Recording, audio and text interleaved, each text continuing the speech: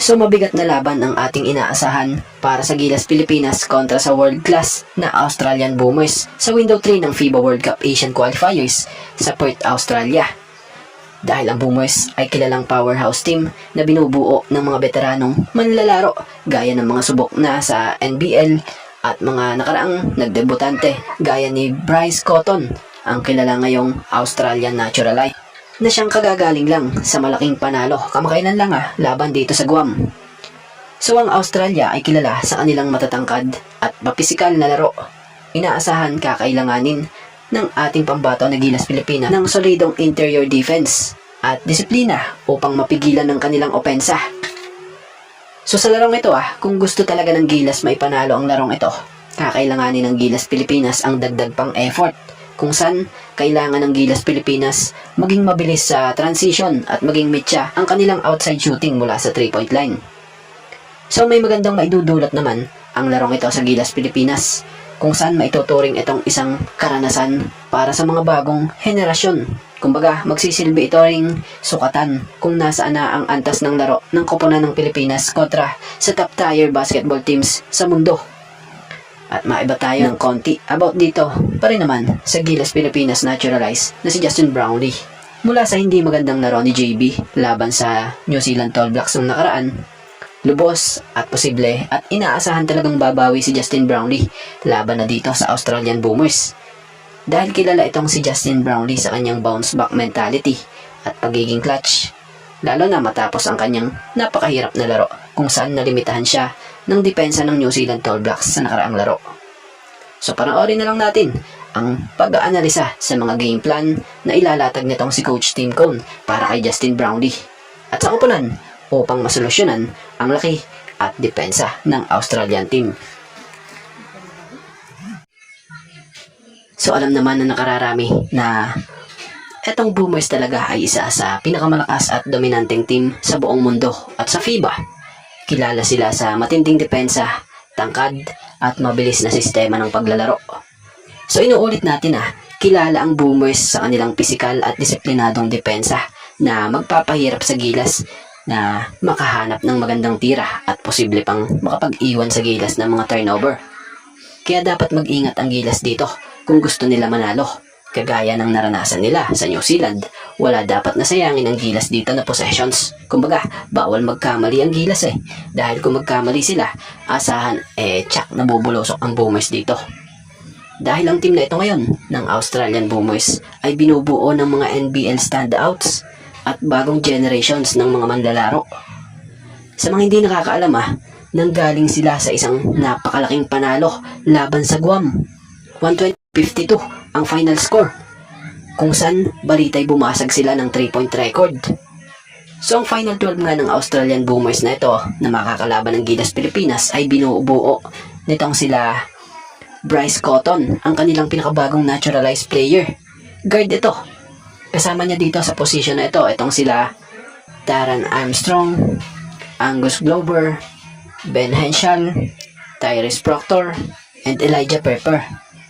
Sa forwards naman andito sila Josh Bannan, Mitch Creek, Jack Mevey, Waniswaka Lokobulok, at sa center andito naman sila Alex Condon and Keanu Pinder. So yan nga po ang makakalaban ng Gilas Pilipinas. At siya nga po pala, speaking of Gilas Pilipinas, nasa Perth, Western Australia na nga po sila ngayon para sa kanilang laban kontra Boomers sa July 6, 2026 for third window ng FIBA World Cup Asian Qualifiers.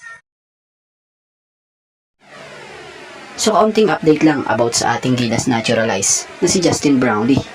Dahil may mga nababasa tayo o mga nagtatanong kung may iniindang baraw na injury itong si Justin Noipy Brownlee nitong naglaro laban sa New Zealand.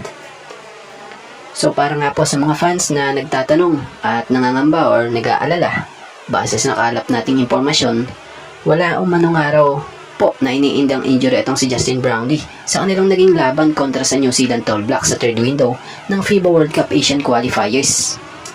So bilang paglilinaw pa, hindi nga po pisikal na karamdaman ang naging issue, kundi ang napakahigpit na depensa na madalas nga kinukuyog siya para lang huwag makatira, na siyang nagre-resulta sa kanyang off game.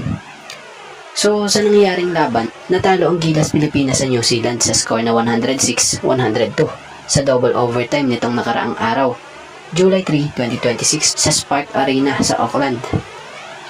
Nasyakal ng husto ng mga Kiwi itong si Justin Brownlee kaya nakapagdala lamang ito ng 5 puntos sa loob ng 36 minutes. Bukod pa dun nakaranas din siya ng double digit na pagbaba ng produksyon at nakagawa pa ng sportsmanlike foul na naging dahilan para maaga ring lumabas sa laro. Bagamat nanlamig si Justin Brownlee, nagtulong-tulong naman sila JJDL, KQ na umukit ng tig 23 points para pangunahan ng team. At maiba tayo matapos ang naging an impressive game nitong si JB versus New Zealand All Black.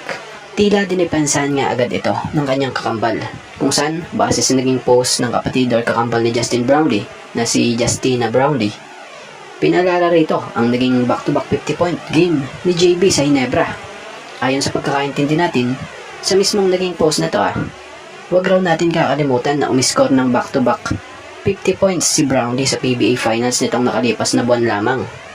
Kaya tinitiyak nito na babawi raw ang kanyang kapatid at ang buong Gilas. So yun nga, bilang fans, ups and downs dapat ang gawin ng mga fans, huwag naman i-bash, kundi suporta dahil yung ang kailangan hindi lang ni Justin Noypi Brownlee, maging ng buong Gilas Pilipinas team.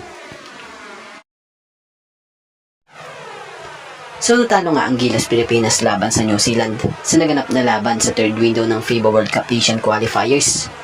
Bagamat abot kamay na sana ng Gilas Pilipinas ang panalo, kaya lang tinalo tayo sa experience at veteranong galawan ng Tall Blacks. At alam nyo ba sa naging laro ng Gilas Pilipinas dito? Dito rin nakita yung laro ng mga batang player or lumabas yung kanilang laro, like Juan Gomez Del Llano na kumamada ng 23 points, 6 rebounds, 4 assists. Dwight Ramos na kumamada ng 18 points, 4 rebounds, 3 assists. Carl Tamayo, 17 points, 4 rebounds, at 1 assist. And Kevin Kiambao na kumamada ng 23 points, 3 rebounds, at 2 assists.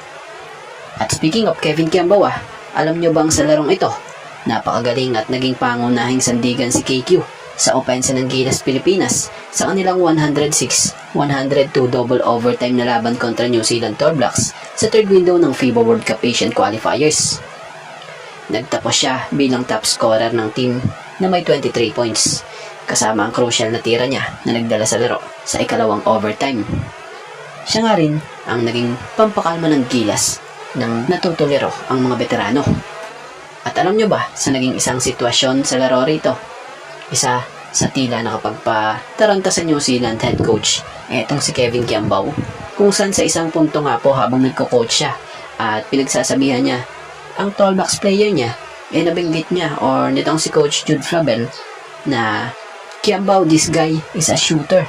So tila pinapaalala ng coach na ito na kailangan nila ito pigilan dahil alam ng head coach na ito kung gaano ka-shooter itong si KQ.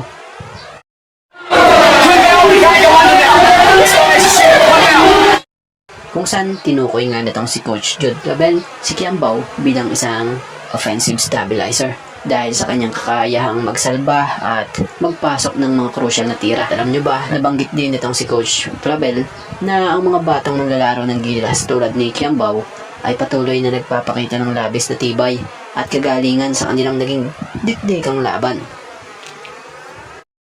At bago nga ang lahat, baka naman po pwedeng makahingi ng isang subscription para sa ating channel or pakifollow na rin po kung nagustuhan nyo ang ating mga basketball update. At kung ito na may makakabigat para sa inyo, kahit isang like and share na lamang po. Maraming salamat po.